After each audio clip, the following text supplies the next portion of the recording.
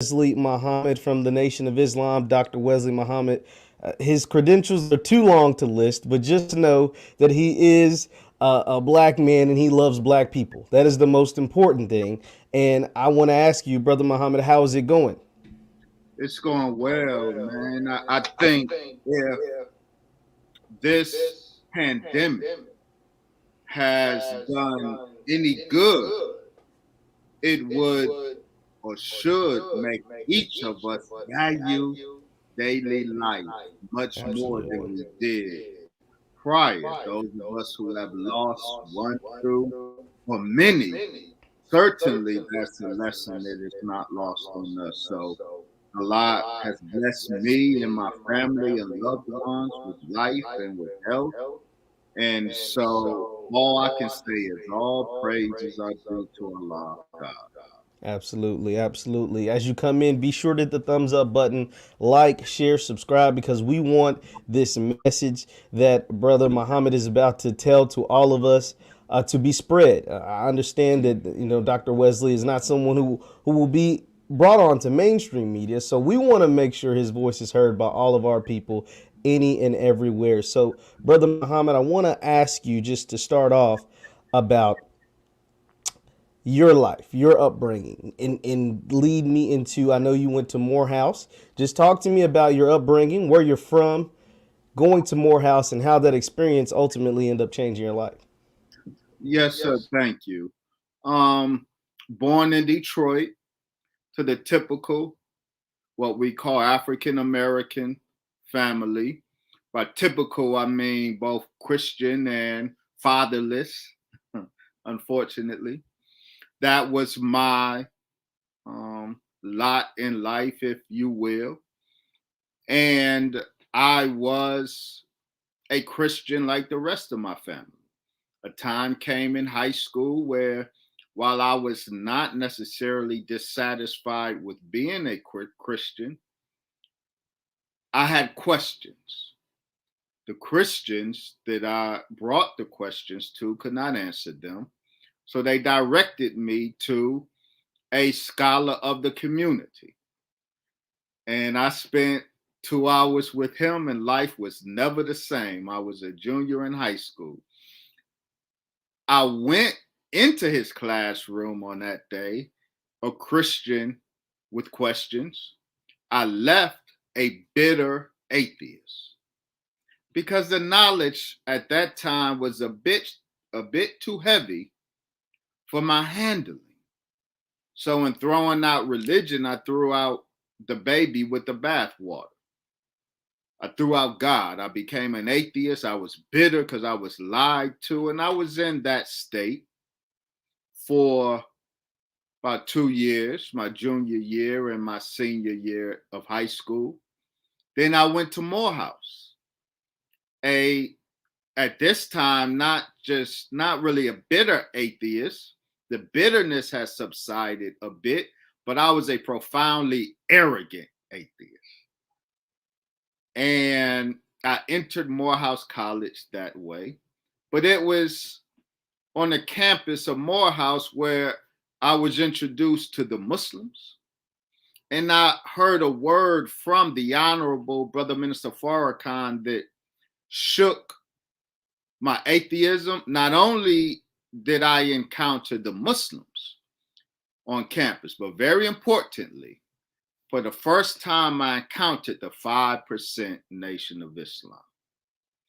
And the 5%ers were my first teachers of Islam. Shout out to Wakil Allah, my enlightener. So I was surrounded by 5%ers. I was surrounded by FOI as an arrogant atheist. And the two of them taught me, and I grew out of my arrogance. I have, inshallah, and certainly my atheism. And I accepted the truth of Islam after. This was important. I close here. Because I was an atheist and I hated religion, I wasn't about to be spoon fed nobody's religion. So as I was being taught by 5%ers, as I was being taught by Muslims, I was studying. And I would accept nothing on face value. And I determined that I'm going to study everything. And wherever that critical study led me, and I studied under all of the groups, Moorish Science Temple, the Nation of Akibulan. I studied them all. And under them all, I said, wherever the critical study leads me, well, that's where I would be.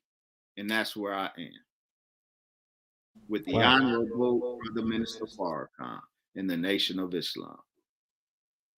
Wow. Once again, we're talking to Dr. Wesley Muhamad, talking about his upbringing, kind of how he got into the nation. So, Brother Muhammad, you said you encountered these people in college and you encountered the nation in college. When did you finally decide? Because you had a long way to go to come from being a bitter atheist to the position that you are in now. When was it, how old would you say you were, that it hit you that, hey, it's time to make a life change in doing all of that studying that you just alluded to? Well, the seed that is now growing, some would say flourishing, certainly is not, inshallah, at the end of its growth process, but the seed that is growing before our eyes right now was planted, Brother Jeff, in the cafeteria at Morehouse College. When I walked in looking for a brother, and what I found was a 5%er and an FOI actually engaged in theological debate. And in the course of that debate, I heard something that I had not heard before, and it revolutionized my consciousness. I didn't accept it at the time because I had to research it.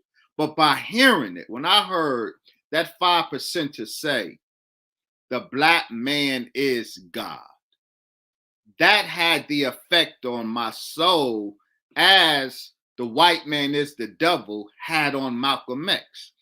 And while I hadn't studied it, I had to vet it, but that seed that was planted in me would fully grow out of me and would determine the trajectory of my life from that point on. Eventually, the 5%er, I latched onto him and he taught me. And I became a 5%er. First, wise God Allah, and then true Islam Allah. But then I studied and studied, and this was 1990.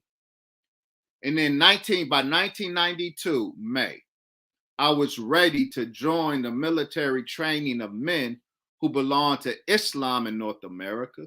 I was ready to join the FOI and get registered in the Nation of Islam in Atlanta, Georgia, mosque number 15. That was in May 1992. But from 1990, I have been studying with the 5% nation. I want to touch on something you said there. I promise you all, we're going to get into Malcolm X. We're going to get into Minister Farrakhan. But hearing your story is so powerful, because you said you heard the black man is God, and that kind of changed their mindset. And even when I hear that right now in 2021, I mean, that's powerful. That is so powerful. It scared a lot of people. Some people might even say it's offensive. But when you say the black man is God, what are you saying? What does that mean, or what should that mean to our people? Yes, sir. It, quite frankly, means exactly what it says. We in the Nation of Islam are not an atheistic group. We do not believe in the spook God of Western Christianity or even Western Islam. But we believe in God, the all-powerful, the almighty, the maker of heaven and earth. We understand that God is not only a man, but is a black man. We can vindicate this teaching from a critical study of all of the scriptures, especially in their original language. The Bible in its Hebrew and its Greek, the Quran and the Sunnah in the Arabic. We can absolutely demonstrate the truth of what the Most Honorable Elijah Muhammad said, that God is a man and man is God. Now, that original creator of heaven and earth, who was not a spook, he was a man, a black man. We, the black man and woman of the world today, we are the direct descendants of the original creator. This is why, dear brother Jeff, all throughout Africa, so-called traditional African religion describes God, the creator, as the great ancestor. African religion is not wrong in that regard. African religion is very right in that designation of the creator God as the great ancestor, our ancestor, we are the direct bloodline of the creator of heaven and earth. Now, the black man and woman in America today, of course, it's hard to see us as God because we fail. And so the book of Psalms, 86th chapter, I believe it is, David the psalmist says, and hear his words, talking to us, says, ye are gods, children of the most high God, because we are the direct bloodline of the most high God, the children of God. We too are gods. But then David says, but ye shall fall like men and die like one of the princes. Arise, O God, the children of God have fallen. We've taken a fall. So the black man and woman in America today, you are looking at fallen gods. The purpose.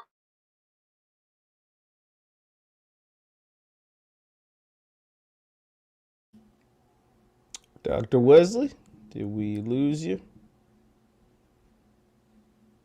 I hope we didn't lose Dr. Wesley. Oh, Dr. Wesley, are you there? Now I'm here. Okay, yeah, here we go. You was getting into it, man. I was feeling it, and I was like, I oh was man. on my soapbox. Yeah. I was concluding, though, and my Yes, concluding sir. part is the purpose of the Islam of the Most Honorable Elijah Muhammad, as taught, represented, and exemplified by the Honorable Brother Minister Farrakhan, is to raise the fallen God back into his true state as the living God. Wow. Yeah, that was powerful. That man, and the beauty behind what you said and what you've been saying is that I can go back and reference this. You gave a Bible verse that you can go and read yourself. It's not just you speaking or Minister Farrakhan or Elijah Muhammad or whoever speaking. This is documented, and that is beautiful. That is a beautiful thing.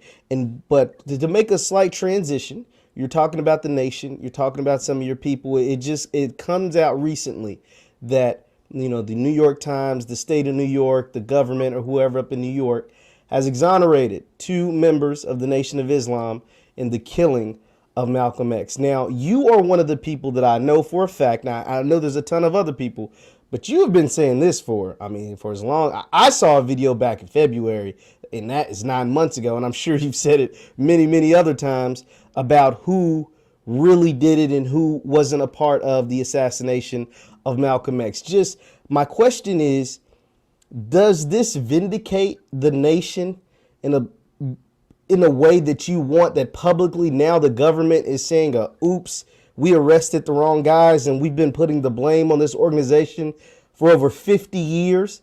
Does that give the nation some kind of vindication, or how do you all in the leadership or even the members feel about the exoneration of 2 men who've been claiming innocence for over 50 years? It certainly is a major step in the process of vindicating the Nation of Islam.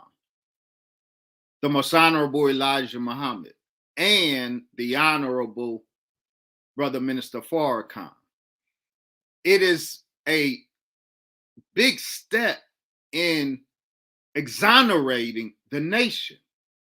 The exoneration of Muhammad Aziz and Khalil Islam, formerly Norman 3X Butler and Thomas 15X Johnson.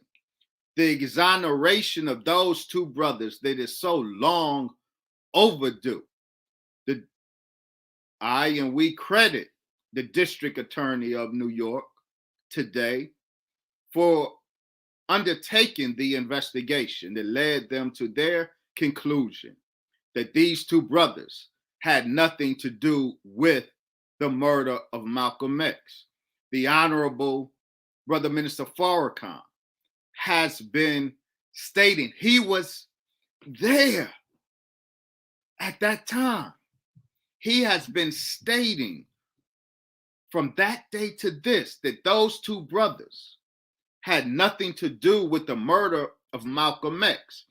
The exoneration of Muhammad Aziz and Khalil Islam are a step in the exoneration of the Nation of Islam. You have to understand that Norman 3X Butler and Thomas 15X Johnson, they were framed for the murder of Malcolm X, but they weren't framed for their own sake. Those particular brothers were framed in order to frame the Nation of Islam. Why did the New York Police Department, who before Thomas Hayes' 1977 affidavits, wherein he partially named his accomplices from Newark, that was 1977. But by March 1965, the New York Police Department already knew Leon 3X Davis, already knew and in fact interviewed Benjamin Thomas, already knew William 25X Bradley because he in fact was in their employ. They knew of the so-called New Jersey torpedoes, who are actually responsible with the actual mechanics, that is intelligent spy language mechanics. They were actually the mechanics who pulled the trigger and failed Minister Malcolm on that day. Why did they just not arrest and charge those Newark Muslims with the crime? Why frame innocent men who weren't at the Audubon Ballroom from New York? The reason is the mechanics who actually pulled the trigger on that day, while they were members of Muhammad Mosque number 25 in Newark, they weren't acting on behalf of Muhammad Mosque number 25 in Newark. They were acting on behalf of the Federal Bureau of Investigation and BOSSI, the intelligence division of the NYPD. This can be documented. So to pin the murder on them would lead right back to the paymasters, the FBI, the New York Police Department, then the CIA, US military, and ultimately to the White House. So they framed well-known Muslims who did not have any connection to America's intelligence apparatus, but had a well-known connection to Muhammad Mosque number 7 in New York. So they framed those brothers in order to frame the Nation of Islam for the murder. In exonerating those brothers, that is a big step in exonerating the Most Honorable Elijah Muhammad, who they falsely claimed gave the kill order, and he didn't. And it goes a long way in exonerating the Honorable Brother Minister Farrakhan, who the new version of this false narrative of Malcolm is trying to maliciously pin the murder or suggest that the Honorable Brother Minister Farrakhan was somehow involved in the murder when he was never even considered during the time, and for good reason, because he had nothing to do with the planning or the execution of the murder of Malcolm X. Once again, I'm talking to Dr. Wesley Muhamad of the Nation of Islam. Dr. Wesley, I just want to really thank you for that thorough explanation of what took place. Backtrack a bit, I want to ask you, why is it that, and you can correct me if I'm wrong, well, first of all, has Minister Louis Farrakhan ever come out and said, I apologize for some of the language that I made towards Malcolm X during that time? That's kind of the first part. And second, just, how does he feel knowing that, or no, let me take that back. How do you feel that they tried to derail the Nation of Islam by trying to pin Malcolm's murder and essentially rile up black people to get them to turn on your organization? But I do want to ask you about that first part about the language that Minister Louis Farrakhan may have been using back then. The Honorable Brother Minister Farrakhan, as Minister Louis X of Boston, was a protege of Minister Malcolm. He loved dearly Minister Malcolm X. He looked up, and when you see those videos of Minister Malcolm X giving the enemy hell, invariably right behind him, you see this young brother bearing witness loudly to the truth that Minister Malcolm was speaking, that Minister Louis X, he loved Malcolm, and he loved the teacher of both he and Malcolm, the Most Honorable Elijah Muhammad. So when there was a parting of the ways between these two men that Minister Louis X at the time loved so dearly, it hurt him. It hurt Minister Farrakhan when Malcolm ratcheted things up in the press and used the press to scandalize his teacher, the Most Honorable Elijah Muhammad, as he did. This inflamed and hurt not only Minister Louis X, but it hurt and inflamed all of those in the nation who loved Malcolm, but loved the teacher of Malcolm and knew, as Malcolm said, that it was Elijah who gave Malcolm his wings.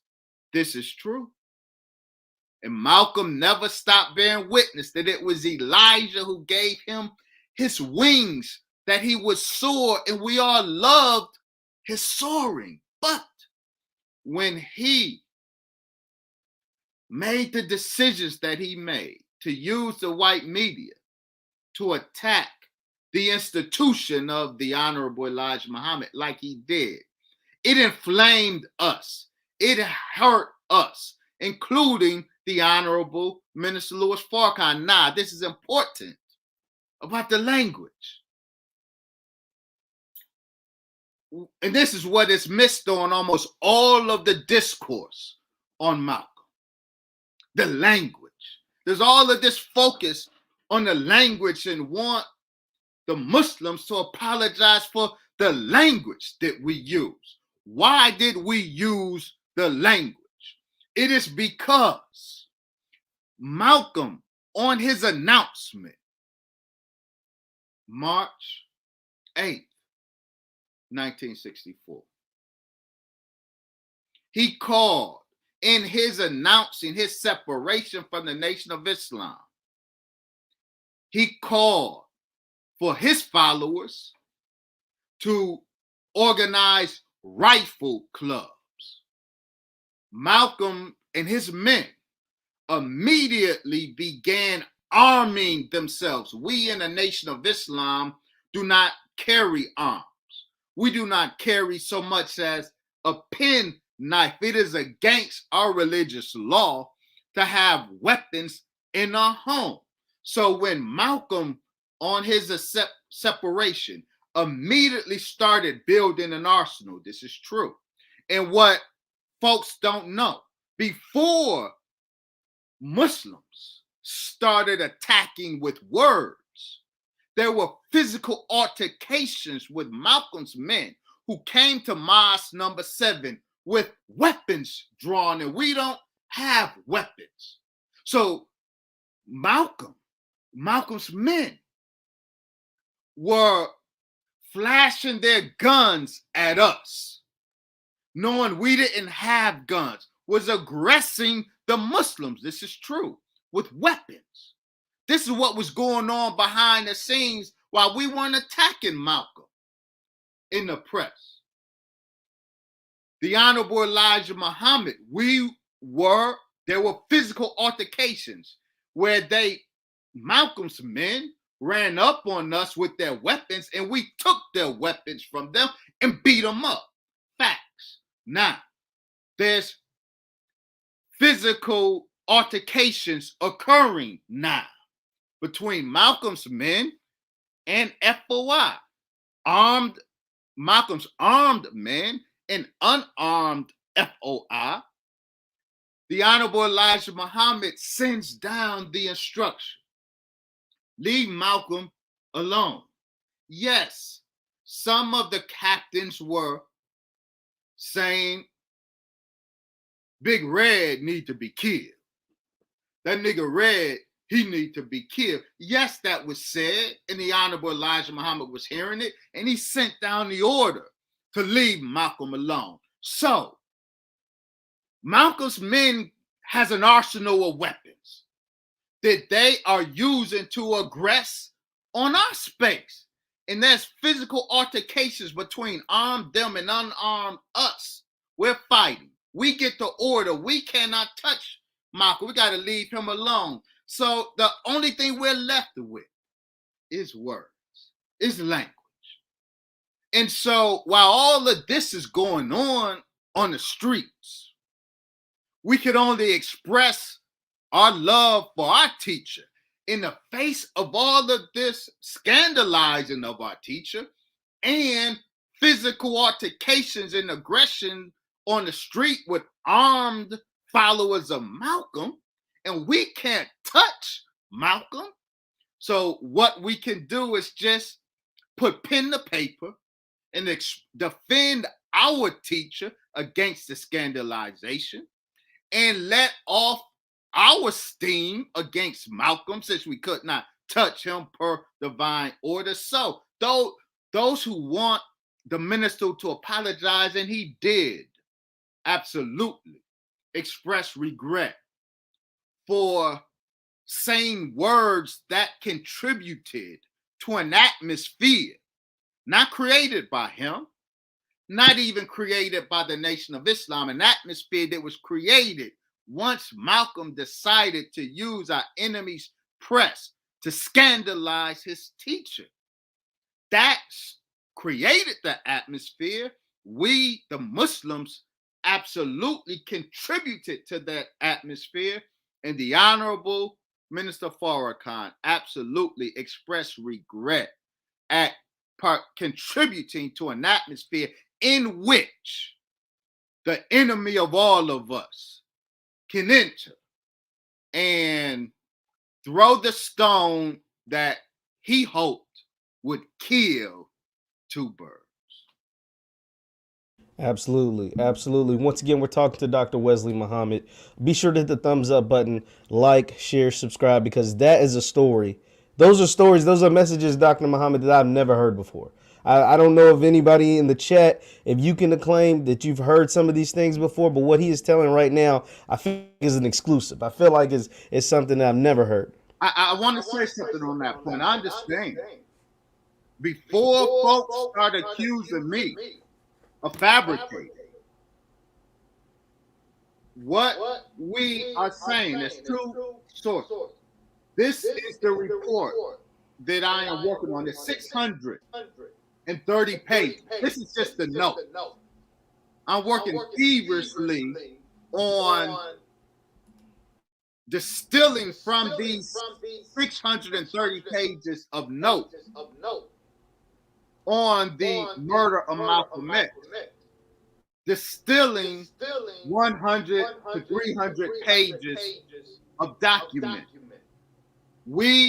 Everything we said, we are documenting. Most importantly, student minister Dimitri Muhammad. Right now, you should all avail yourself to his important work. But didn't y'all kill Malcolm X?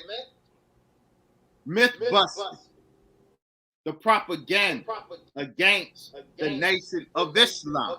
He does a great job in helping to dismantle the false narrative that the Nation of Islam killed Malcolm. The government fabricated false narrative that the Nation of Islam killed Malcolm X. So we are saying things that you and many others have not heard before, but not because we have access to new knowledge that dropped from the sky. This information has been known, but the problem is everybody is beholden to the official narrative.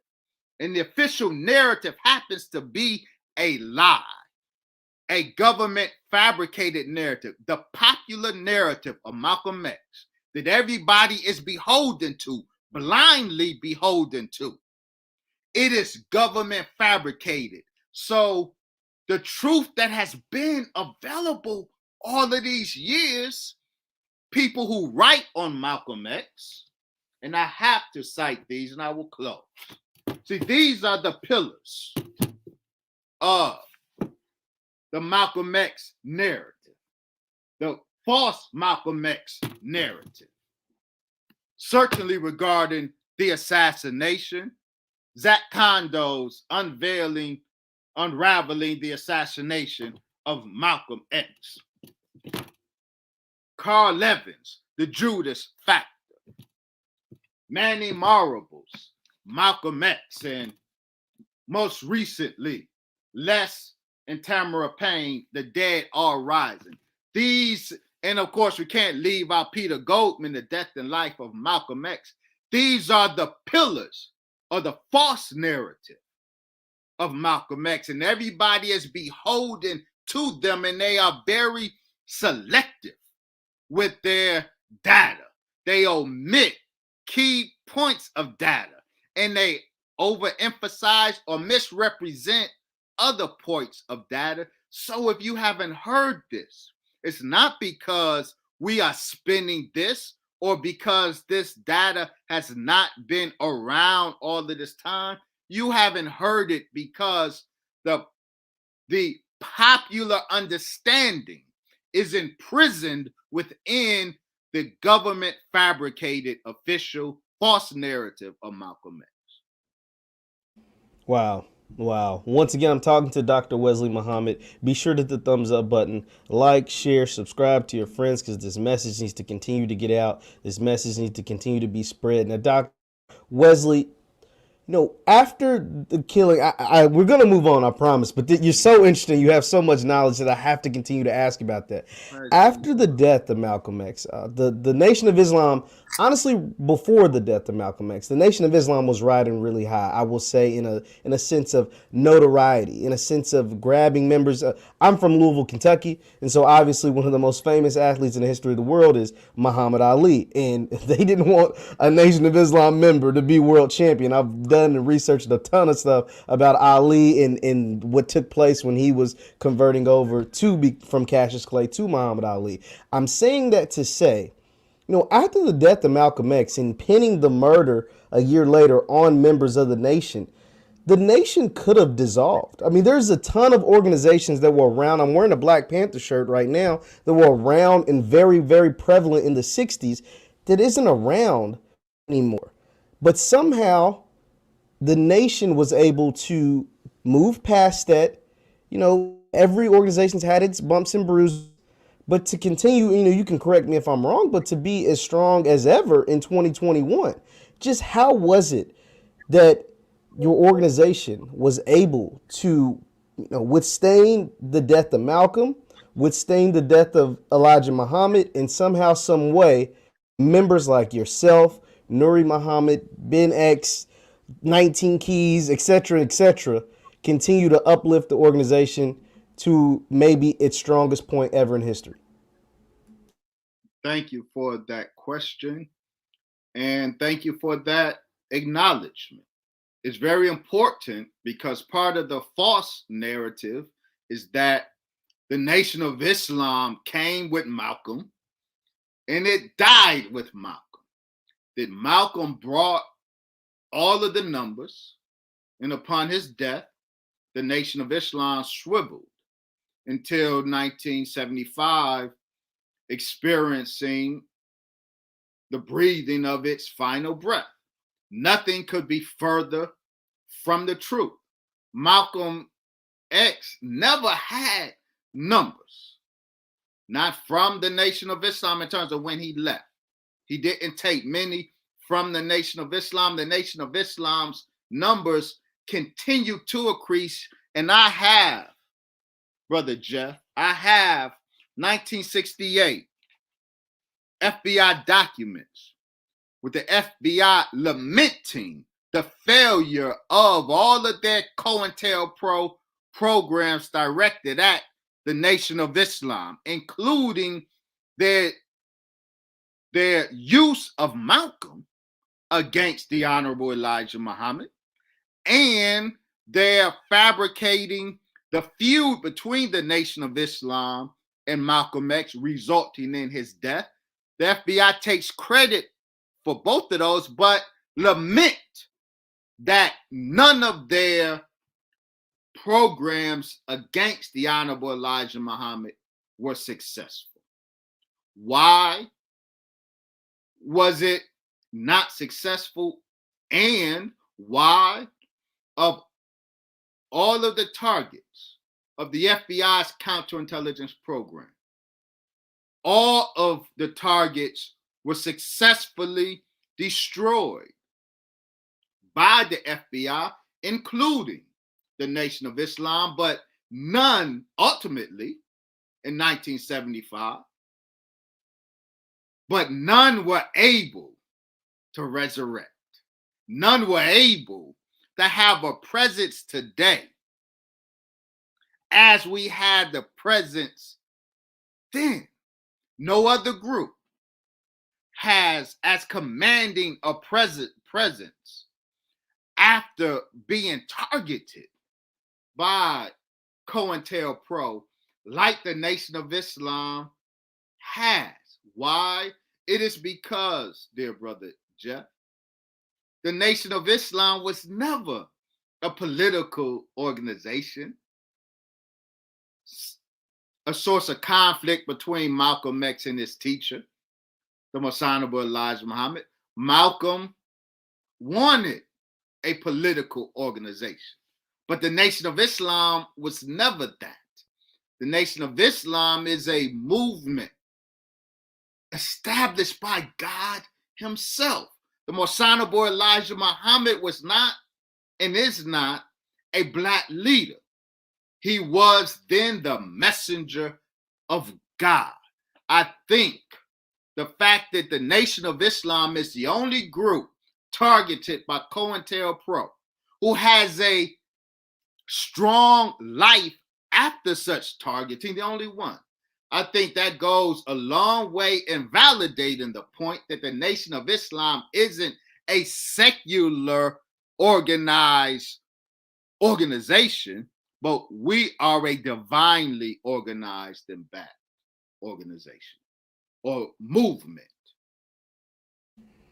Yeah, that is. I mean, that's special because, like I said, there were so many times where your organization could have folded, or movement could have folded, and was able to withstand. And like I said, 2021, it is just as strong, if not as strong as ever. Once again, I'm talking to Dr. Wesley be sure to hit the thumbs up button, like, share, subscribe, let your friends and family know that we're having this conversation and allow them a chance to hear, Dr. Wesley Muhammad's side of the story and what is very much well documented. Dr. Wesley, I want to shift I gears a just little want bit. to put that Dr. Wesley Muhammad, brother Dr. Wesley Muhammad doesn't have a side of the story. The Nation of Islam has a side of the story, and this is what is critically missing from the false narrative. That's why I appreciate you, Brother Jeff, because most platforms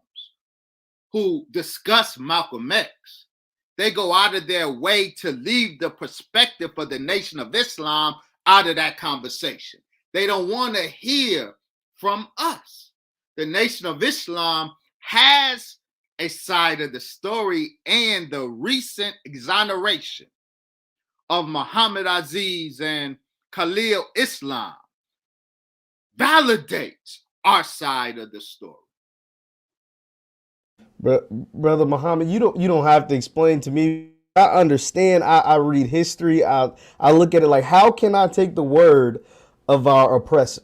So I know that can't be. There's too many examples throughout the history of Black Americans that your oppressor has misconstrued the story and has infiltrated organizations and told a lie and has made a lie of the organization. I mentioned having this Black Panther t-shirt on. I mentioned Muhammad Ali, how, like, if you listen about Muhammad Ali nowadays, you would think he was the most loved person in 1965 and 66. He was the most hated man in America, like, easily. And so to tell that story now, to hear it now, and to know the truth. Muhammad Ali. Yeah. So I trust me. That's why I'm glad you are here to tell what it may be considered the other side and able to speak up for the nation for sure. I'm happy to do so. And I want to shift gears just a bit, Dr. Wesley. You are an advocate and speak a ton about hip hop and about rap music and what takes place. And one word that you have used is phantom frequency. When I say phantom frequency, I want to kind of build this up a little bit. You talk about the 808s and the chakra, what takes place in the frequencies of these beats and this music that goes through our bodies and how it makes us feel and how it can react a certain way and those are the things that, and someone might hear that and like, oh man, this guy, I don't know what he's talking about. I listen to rap music because I like rap music. And then on a much larger scale, and someone who isn't associated with different things, but Kanye West said the same thing. So now several ears might be perked up. Okay, Kanye said it, but Dr. Wesley's been talking about this for a while. What is it that the trap music and the trap beats and some of the things that are taking place in hip hop with its sound sonically, what can that do to someone's body, and what do you think that is doing to our community? Yes, sir. First, let me acknowledge or confess, however you want to construe it, I am a trap music fan. Same. My condolences to the wife, the children, the family, the loved ones of Brother Young Dolph.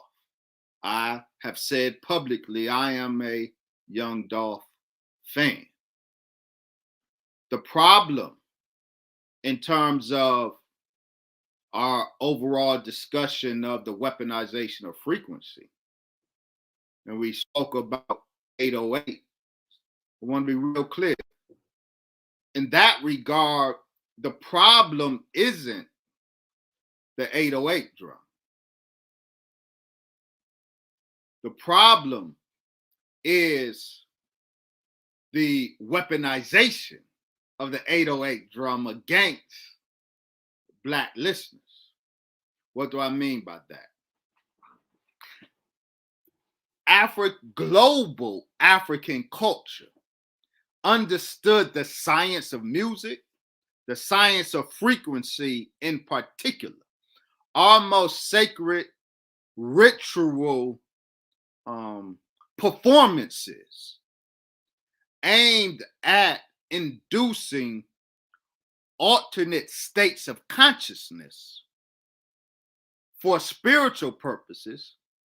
These rituals involved drumming at particular frequencies because the drum produced frequencies are what induces the particular states of consciousness, trance states. So the science of music, the science of frequency, beat, drum-derived frequency in particular, has been part of the sacred science of the Black man globally for thousands of years. The 808 drum machine and 808 beats, I love them, I vibe them. They, in fact, resonate with Black physiology. And so therein is the potential for divine activity to take place. But also in the wrong hands, there's the potential for devilishment to take place. So the 808 beat or drum machine that produced the low frequency beats that resonate with the body in a particular way and can induce the brain to synchronize on certain frequencies, that in and of itself is not a problem. To effectively weaponize a beat, you have to use it to put a people in a particular state, theta state or trance state, but then you have to give them the command message. See, hypnosis, the ultimate act of hypnosis is not to sink the patient into the hypnotic state, but it is to direct their action by implanting a command message that once they come out of that state, they will carry out, unbeknownst to them, that they're carrying out somebody else's instruction. So there's the beat that produces the state, the trance, the hypnosis in 808 beats. Low frequencies absolutely can do that. But if you ride that beat with a divine message, then you can produce a divine outcome. If you ride that beat with a wicked command message, then you can produce a wicked outcome. So I love Future. Like rhythm of 808s. My trap confession. Future makes some of the most awesome use in the modern era of 808s. In one of his most 808 drenched songs, I Hate the Real Me, the hook says, I want to get as high as I can. I want to get as high as I can. I want to get as high as I can. See, that's the command message riding the 808 beat. In this case, the 808 ain't the problem. The command message is the problem. Now, you take that command message out and ride that 808 beat with another message. I want to be as divine as I can because the Black man is God. I want to be as divine as I can. I want to be as divine as I can. I want to be as divine as I can instead of I want to get as high as I can. Then it will produce a different outcome. So the 808 itself isn't the problem, but the 808 manipulated and paired with the wrong command message. That's the problem. And unfortunately, that defines trap music today. And so the message, the command message must be changed. We don't need to abandon the 808. I love the 808. It resonates with my physiology. as it does with most Black people. What needs to be done is the command message right in those beats need to be changed. Yeah, I love that because I'd be a hypocrite if I said I didn't listen to it neither. I know for a fact that I listen to trap music, rap music, these things, but I can definitely see where that beat resonates and has like the frequency and the command message is definitely repeated over and over and over again. Sticking with hip hop in music, you are known for spreading the message that weed feminizes the Black man. Explain that to me. What does that mean? Where do you see that? What makes you say that statement? First, let me thank you. I love how you said it because you said it accurately. I was waiting to hear if you would repeat the popular narrative, which is totally false, but has dogged me from the day, actually the evening, when I first gave that lecture at Mas Mariam and spoke on how weed feminizes the Black man. That night, all the blogs said, Nation of Islam minister Wesley Muhamad says weed makes a Black man gay. I never said that. I said weed feminizes the Black man. And what we have to understand is there's sexual feminizations and there's non-sexual forms of feminization. But all we know is sexual feminization. So we hear feminization and we automatically think homosexuality. I never said that. That was never my postulate. I said, as you accurately quoted me, we feminizes the Black man in a myriad of ways.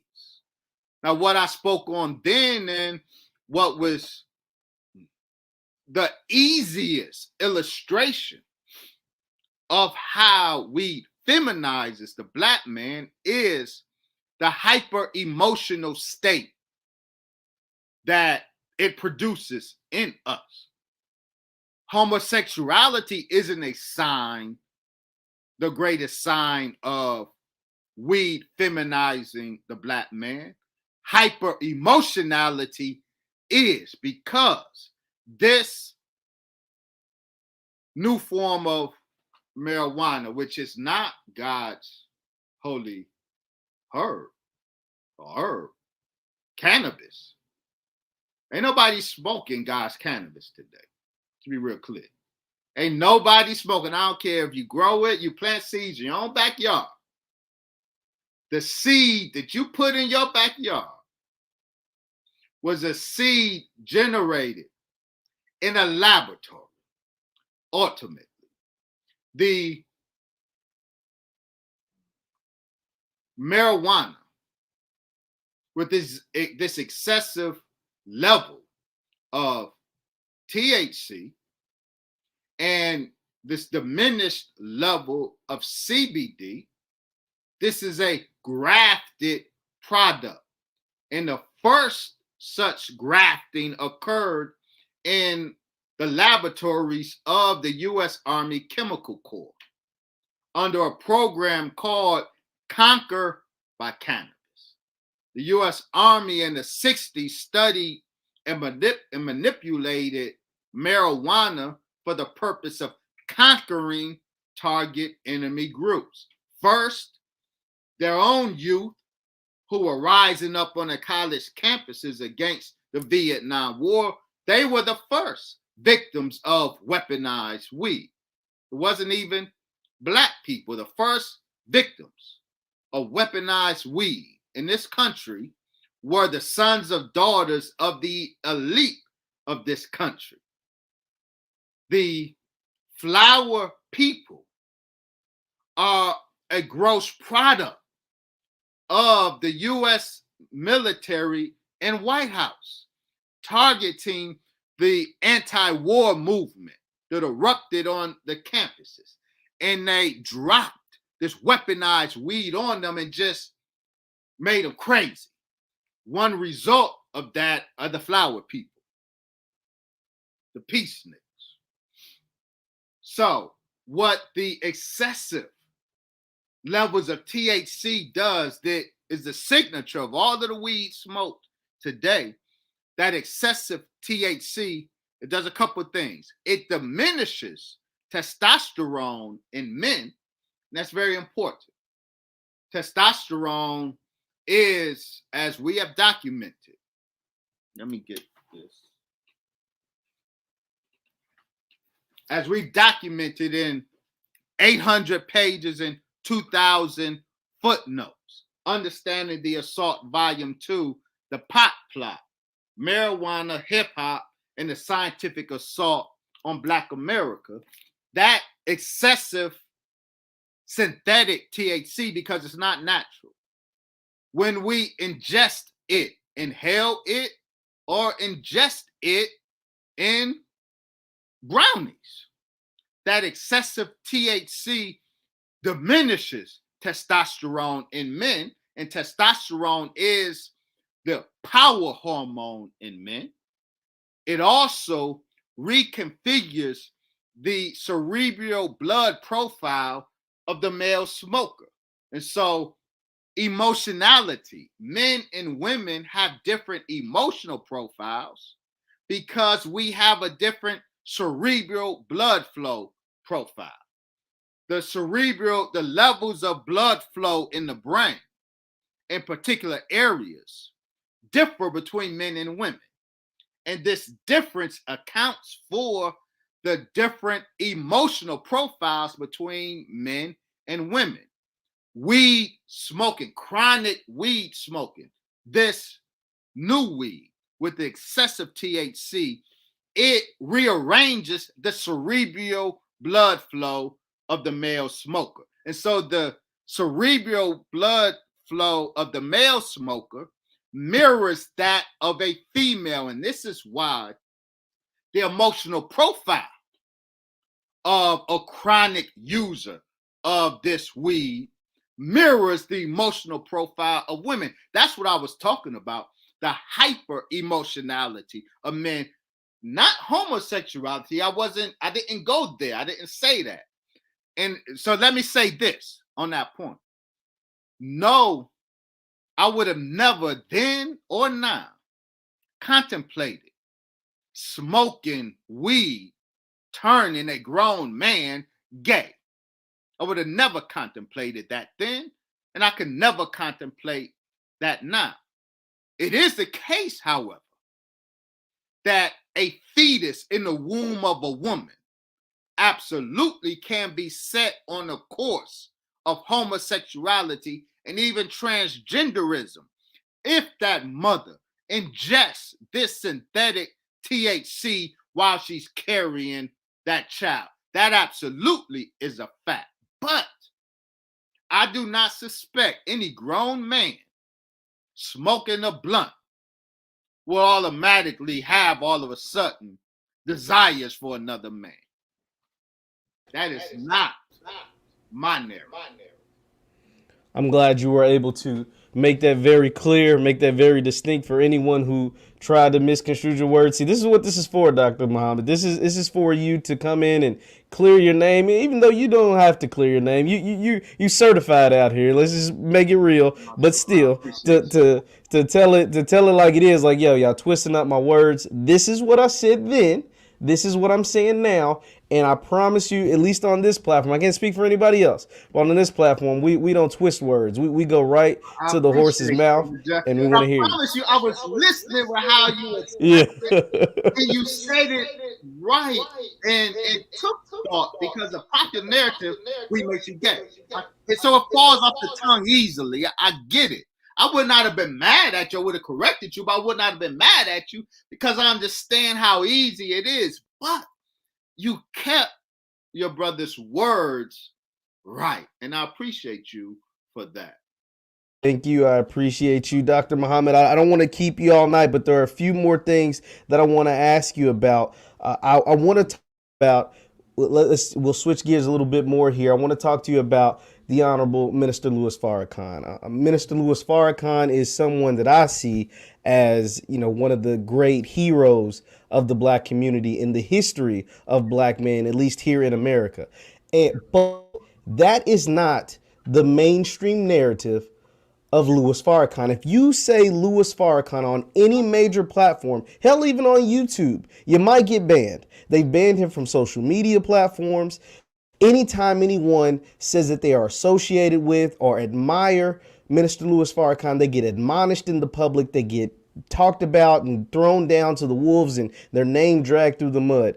Dr. Muhammad, I want to ask you, why is it that, and it's a very simple question, but I want to hear from you. Why is it that the mainstream media has this vendetta against the Honorable Louis Farrakhan?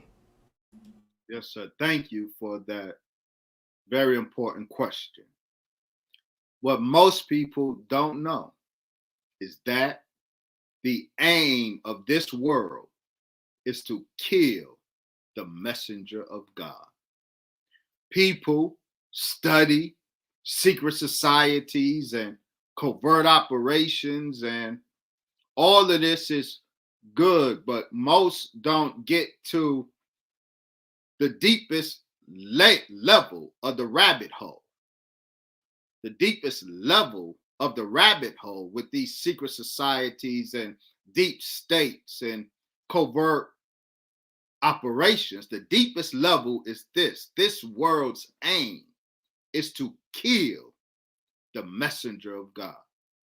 The killing of the messenger of God, because, of course, the messenger of God is the herald of God, who is determined to end this current world, to sit down this regime of world rulers globally.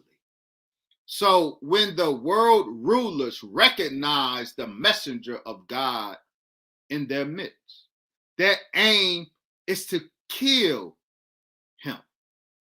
And part of the process of killing him is to make his death acceptable to the people. How do you make the death of the messenger of God acceptable to the people? You bring false charges against him. The writers write falsely and negatively against him. Remember, Pontius Pilate saw Jesus as an enemy and attached in a mocking fashion on his cross, King of the Jews. Pontius Pilate didn't want Jesus to upset his world government. It was limited in scope, but his political power was threatened by the presence of Jesus in his midst. So Pontius Pilate conspired with the Jews, the scribes, the Pharisees. The scribes are the writers. Jesus was doing good work among the people, so the people loved him. Jesus was healing the sick. So those healed by his hand and his word, they loved him. The family of those who were blind but now see, they loved Jesus. So there was a real love for Jesus among the people. You can't just kill a man like that without risking an uprising and revolt among the people. So the necessary step prior to the killing of the messenger of God is to villainize the messenger of God among the people, use the press, use the writers to villainize the messenger of God. And that is what you see. The Honorable Brother Minister Farrakhan is the messenger of God. He is the Jesus of those very texts that I was referencing. The Jesus who healed the blind. That's not necessarily physical, it's spiritual and metaphysical. And the people love Farrakhan. And so in order to do what this world has in their heart to do to this messenger of God, they had to villainize him, use their media to villainize this man, but their efforts failed utterly, even though all of the media are in chorus in repeating the false talking points against the Honorable Minister Louis Farrakhan. He's an anti-Semite. He's anti-LGBTQ. He killed Malcolm. All of these are lies. They're talking points. They're false talking points. All of the media uses them, but the people love Farrakhan as much today as before they encountered these lies. That is a sign that God's hand is on this man, Farrakhan. So nothing, Satan, his enemy, you're my enemy, nothing that he does has been effective. They banned him from social media. Farrakhan's influence with the people has not diminished a bit. Once again, we're talking to Dr. Wesley Muhamad of the Nation of Islam. Be sure to hit the thumbs up button, like, share, subscribe. Now, Dr. Wesley, what you said is very much true. I was introduced to Minister Louis Farrakhan by my dad when I was a young child. And I feel like the narrative then, and I'm only 25, but I feel like the narrative, let's say roughly 20 years ago, wasn't what it is now, at least from what I understand of Farrakhan. You would have a greater understanding than me. But I want to say that the push of him being anti-Semitic is now larger. I mean, it's beyond disbelief. Anytime any celebrity, athlete, whoever takes a picture, makes reference. The biggest example got me when Damon John shouted out Minister Louis Farrakhan at the DMX memorial, at the memorial services of DMX, and people jumped on top of him so much so that he deleted the tweet. Now, that to me is another concern of being weak. But the biggest thing that people were criticizing him of, or Minister Louis Farrakhan, is that he's an anti-Semitic. Where does this narrative come from that Farrakhan hates Jewish people? Where does this come from? Because I've seen a number of sermons or teachings or preachings where he always states, I don't hate Jewish people, but somehow, some way, the folks on what we call mainstream media seem to be running with this. Where does this come from, and how can we, if at all, try to dispel it? We certainly can. That is a canard that they, the press, have trolled the Honorable Brother Minister Farrakhan with since 1984. They have trolled him with that canard since that time when he bust on a national scene so strongly, so powerfully, in his defense of his brother, Jesse Jackson, who the Jews were organizing against, and even some seeking his life. Since 1984 till today, the chief talking point in the attempt to villainize Farrakhan is this bludgeon of anti-Semitism. It's nonsensical from the start to call the Honorable Brother, for white Jews to call the Honorable Brother Minister Farrakhan anti-Semitic, because he may be critical of aspects of white Jewish behavior. White Jews have never been a Semitic people. Yiddish is in no ways a Semitic language. So the prerogative that they take by even using the language anti-Semitic is an act of evil itself. It's an act of usurpation, all while they are acting so evilly against Arabs who are Semitic people. So the truth of the matter is, and we have made the case, that these white Jews who their main talking point is to call somebody an anti-Semite, in order to deflect legitimate criticism against them, they happen to be some of the world's greatest bona fide anti-Semites. Their treatment of bona fide Semitic people on the planet absolutely certifies them as the world's truest anti-Semites. But the Honorable Brother Minister Farrakhan, he made so many important points that are truthful, but this truth exposed the lie that the Black-Jewish relationship was built upon. The Black-Jewish relationship benefited Jews and ill-affected Blacks. But this was an arrangement that most Jews are heavily invested in. The Honorable Brother Minister Farrakhan has been telling the truth about that relationship, that very damaging, that very anti-Black relationship, and in order to deflect that criticism, he has been trolled with the false charge of anti-Semitism. So the reason you hear it so often is because they don't want the people to listen to what Farrakhan is saying, because if you listen to what he's saying, if you move past the anti-Semitic smokescreen, if you are strong enough to move through it, to listen to this man, you will see that he is not teaching hate. He's teaching truth, but it's a very painful truth to those who are guilty of what the truth is calling out. Wow, that is an amazing way to put that, because like you said, if anyone, anytime I hear that Farrakhan is an anti-Semite or hates Jewish people, whatever, it's people reading quote unquote these lectures or these things or whatever that he gave. But I've watched a ton of Farrakhan videos.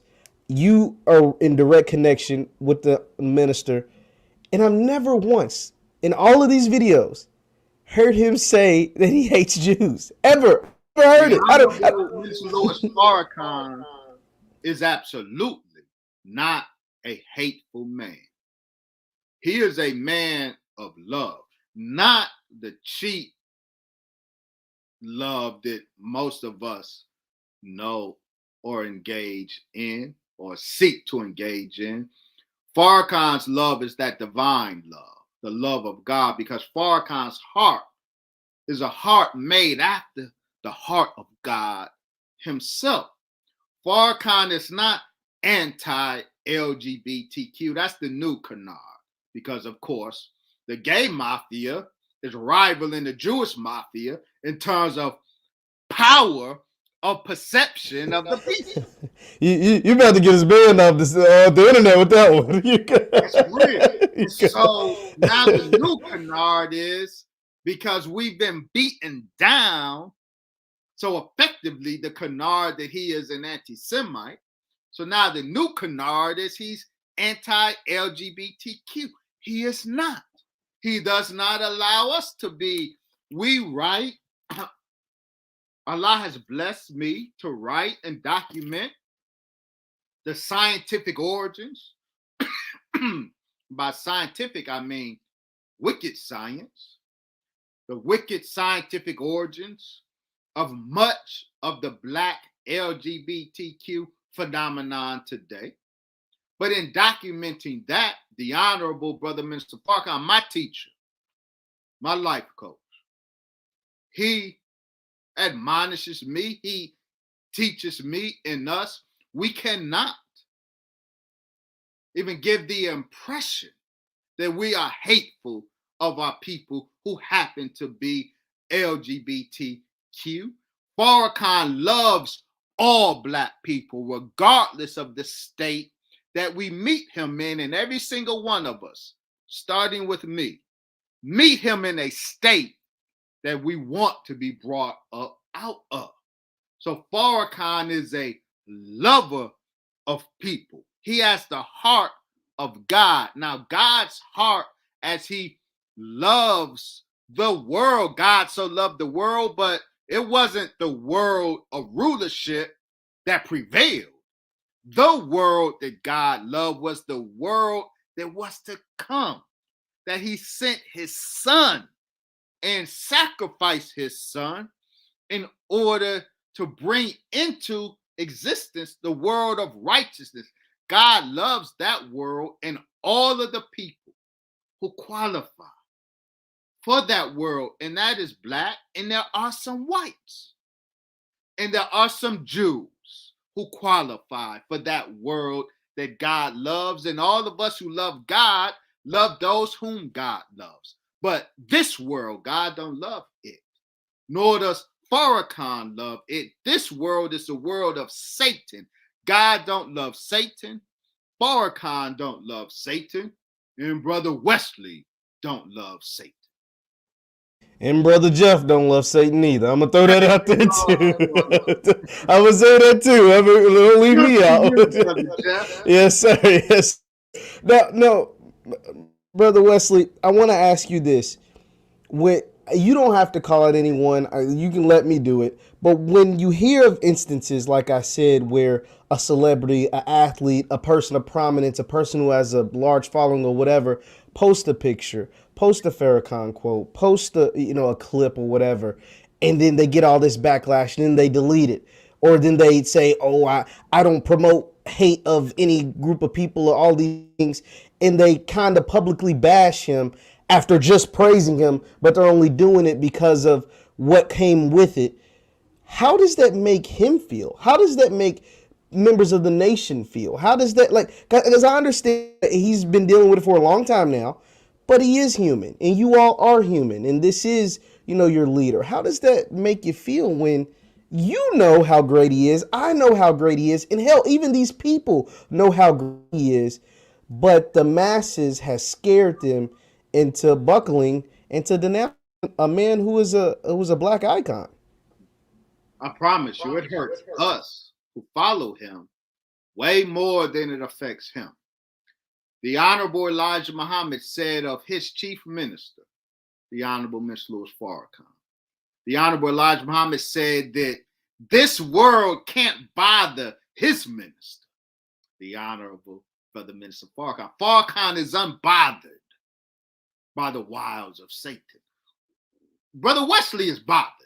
Absolutely, Brother Wesley gets bothered.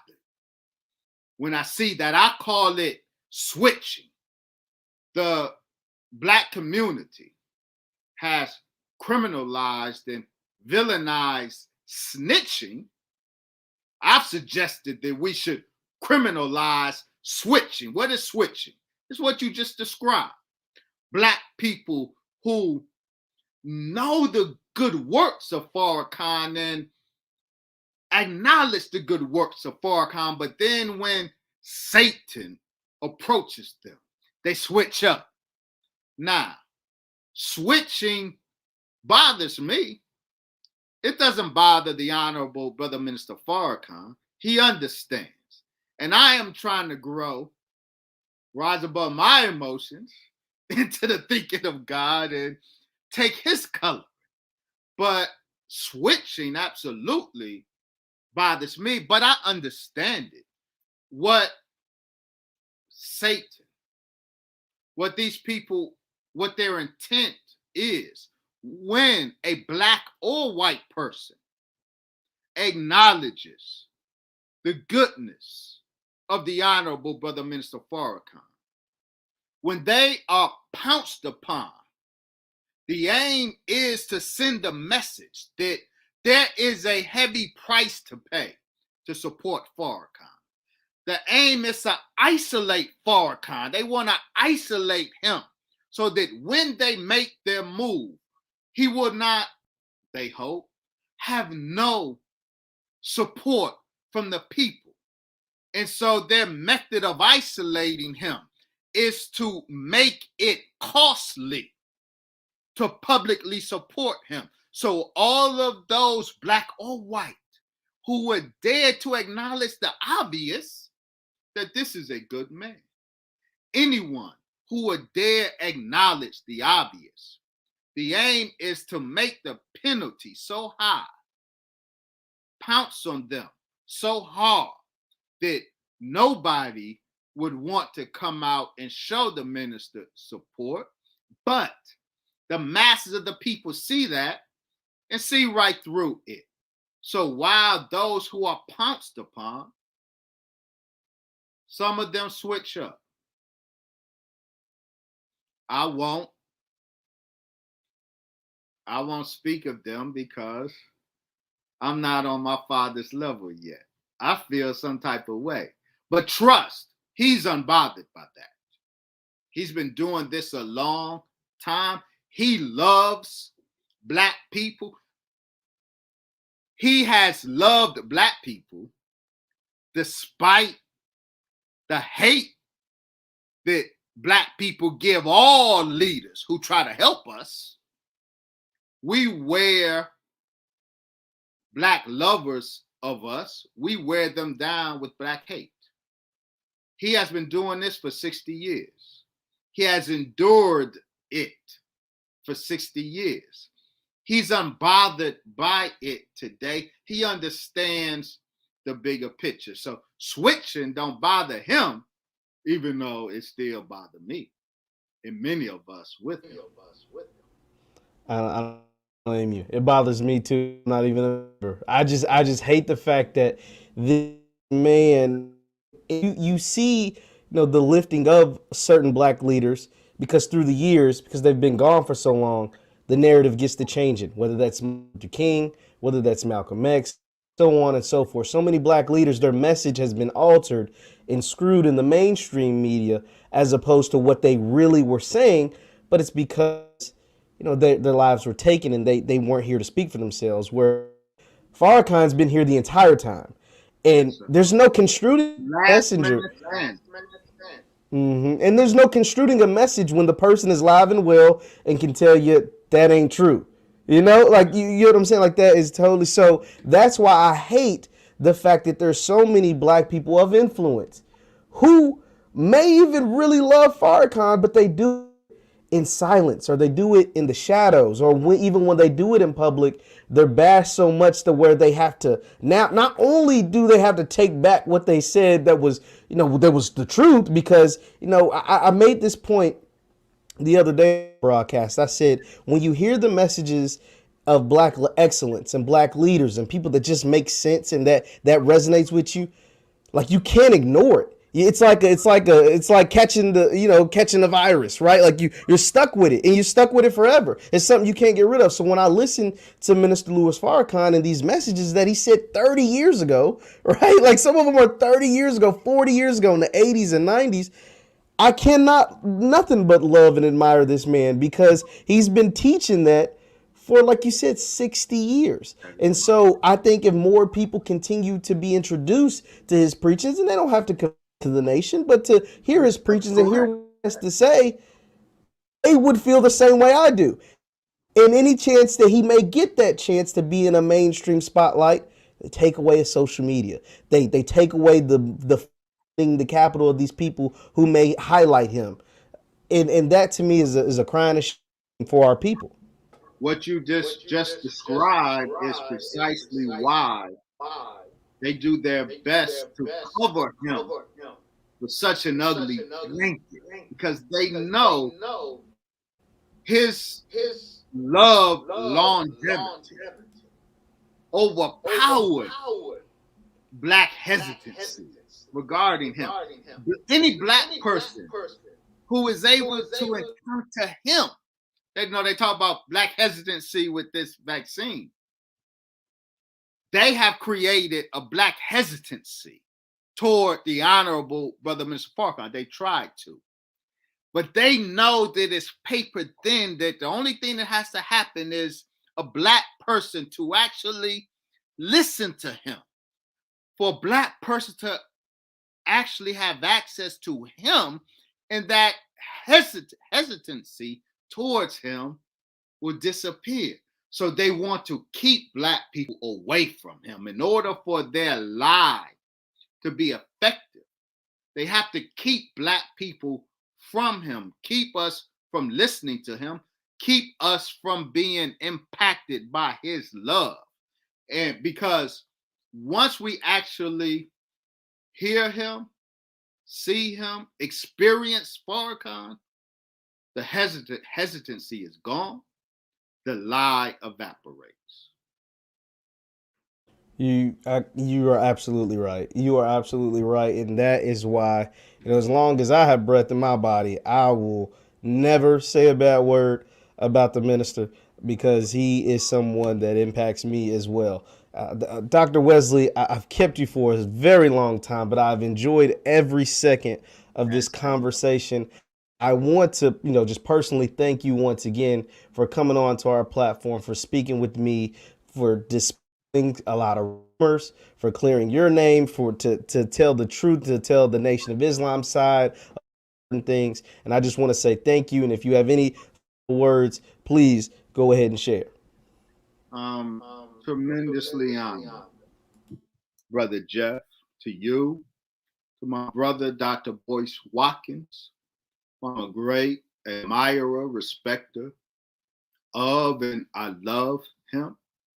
I'm honored to be given a privilege of sharing some words with you, sharing space and time with you and your great audience on your platform. Thank you for considering the Nation of Islam in this conversation about Malcolm X.